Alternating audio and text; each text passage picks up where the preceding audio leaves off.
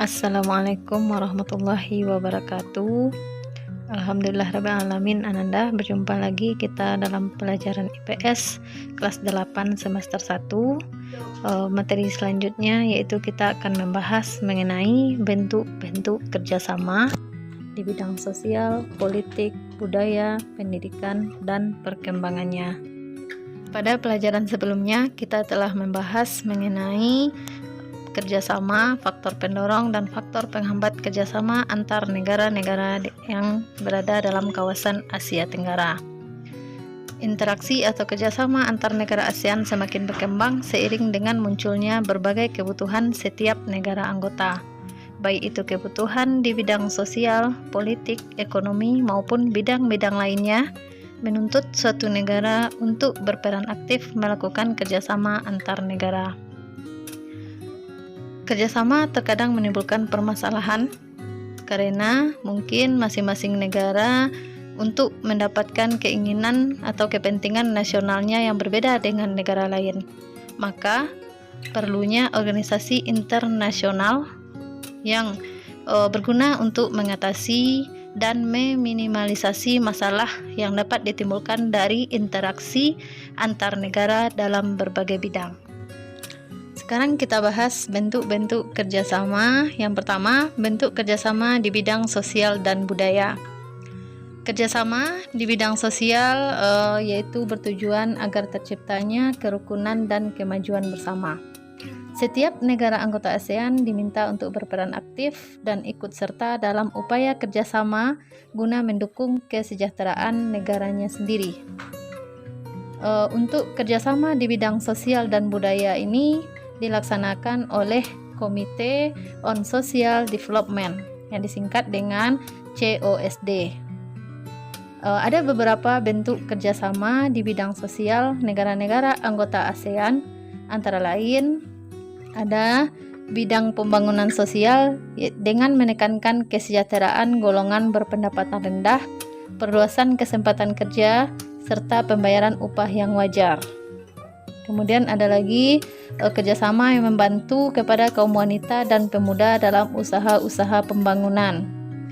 Kemudian ada pengembangan sumber daya manusia, program peningkatan kesehatan, kemudian contohnya ada lagi pertukaran budaya dan seni, seperti juga ada festival film ASEAN, ada penandatanganan kesepakatan bersama di bidang pariwisata ASEAN, yang disingkat dengan ATA, ASEAN Tourism Agreement.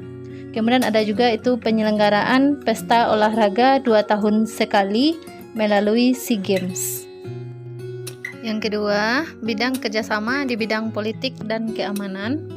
Kerjasama bidang politik ini bertujuan untuk menciptakan keamanan, stabilitas, dan perdamaian antar negara di ASEAN. Kerjasama ini menyepakati adanya ZOPFAN, yaitu Traktat Persahabatan dan Kerjasama, atau yang disebut juga dengan Treaty of Amity and Cooperation atau TEC in Southeast Asia, dan Kawasan Bebas Senjata Nuklir. Kerjasama di bidang politik juga untuk menciptakan ASEAN Regional Forum, yaitu untuk membahas kasus-kasus terkini yang menjadi perhatian ASEAN. Ada beberapa contoh di bidang politik keamanan, misalnya ada Traktat Bantuan Hukum Timbal Balik di bidang pidana, ada Konvensi ASEAN tentang pembatasan terorisme, kemudian ada juga pertemuan para menteri pertahanan ASEAN, kemudian ada juga penyelesaian sengketa Laut Cina Selatan. Kemudian juga ada kerjasama di bidang hukum, bidang migrasi, bidang kekonsuleran, serta kelembagaan antar parlemen. Kemudian bentuk kerjasama yang terakhir yaitu di bidang pendidikan. Di bidang pendidikan ini terus dilakukan kerjasama baik itu bilateral maupun multilateral. Tujuannya yaitu untuk meningkatkan kualitas pendidikan di Asia Tenggara dan juga untuk meningkatkan daya saing internasional. Contoh kerjasama negara-negara ASEAN di bidang pendidikan ada yang namanya ASEAN Council of Teachers Convention atau disingkat dengan ACT, di Sanur Denpasar. Kemudian ada penawaran beasiswa pendidikan.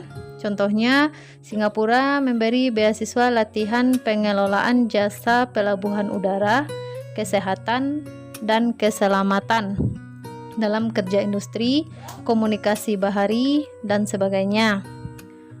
Indonesia misalnya memberikan beasiswa pendidikan kedokteran, bahasa, dan seni kepada pelajar negara anggota ASEAN dan kawasan negara berkembang. Negara-negara ASEAN memanfaatkan beasiswa untuk belajar di berbagai universitas di negara-negara ASEAN dan Jepang atas biaya yang diberikan oleh ASEAN Japan Scholarship Fund atau adanya dana beasiswa ASEAN Jepang. Ada juga olimpiade di bidang pendidikan yang sering diadakan itu pada taraf regional Asia Tenggara. Jadi itu dia kerjasama di bidang pendidikan.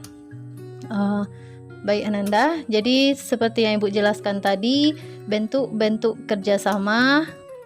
Demikianlah kiranya penjelasan dari Ibu untuk waktu ini. Kita akhiri dengan mengucapkan Alhamdulillahirrabbilalamin. Assalamualaikum warahmatullahi wabarakatuh.